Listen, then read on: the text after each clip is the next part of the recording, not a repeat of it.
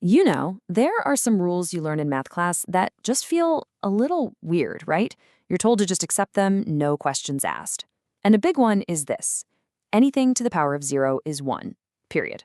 But why? Well, today we're going to dig in and actually unpack that question.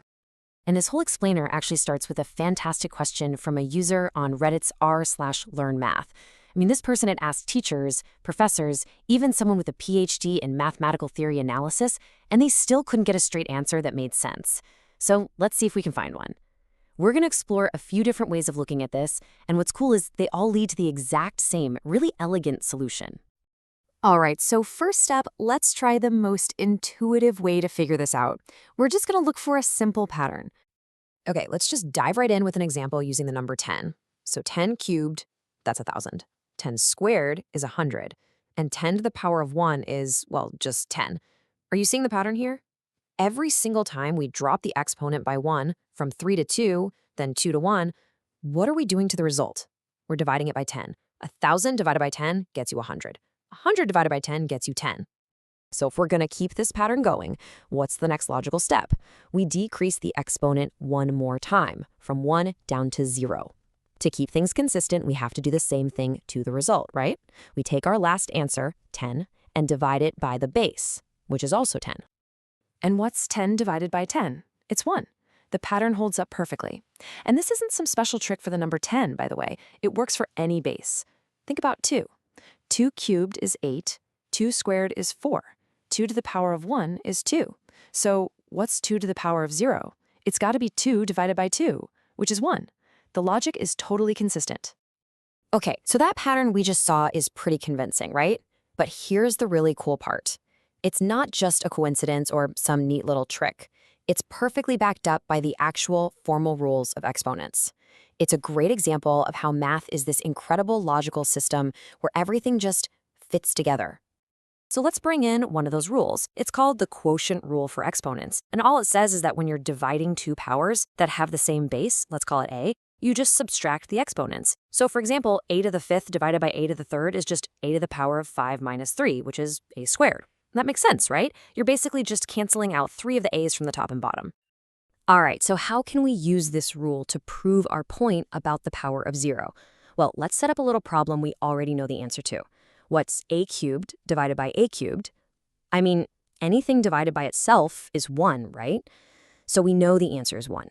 But what happens if we apply the quotient rule to that exact same expression? We get a to the power of 3 minus 3, which is a to the power of 0. So hold on. On the one hand, the expression equals 1. On the other hand, it equals a to the 0. The only way for both of those things to be true is if a to the 0 is 1. The logic is just inescapable.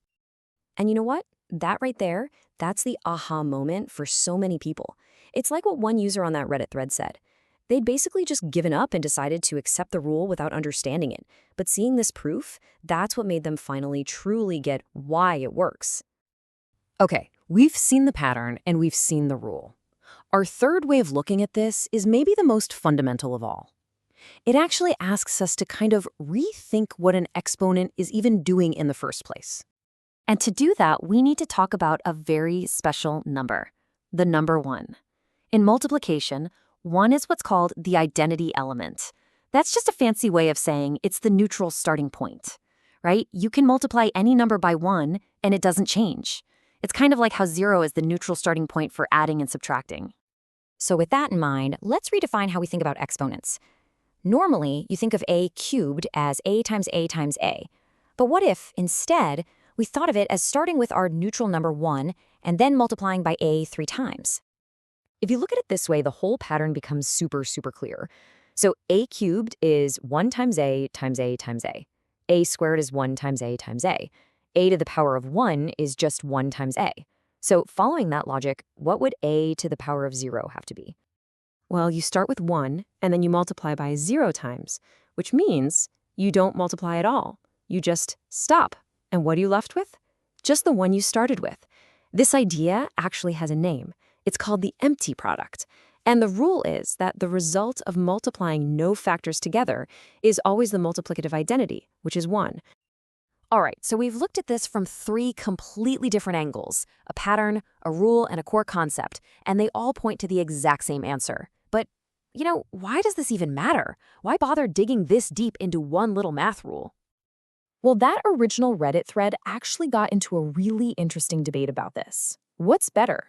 Just memorizing the rules so you can be faster on a test, or taking the time to truly understand the why behind them? I mean, some people argued that once you get to higher level math, you just have to accept some things. But others had a great comeback. Understanding the concepts is what makes you more useful than a calculator.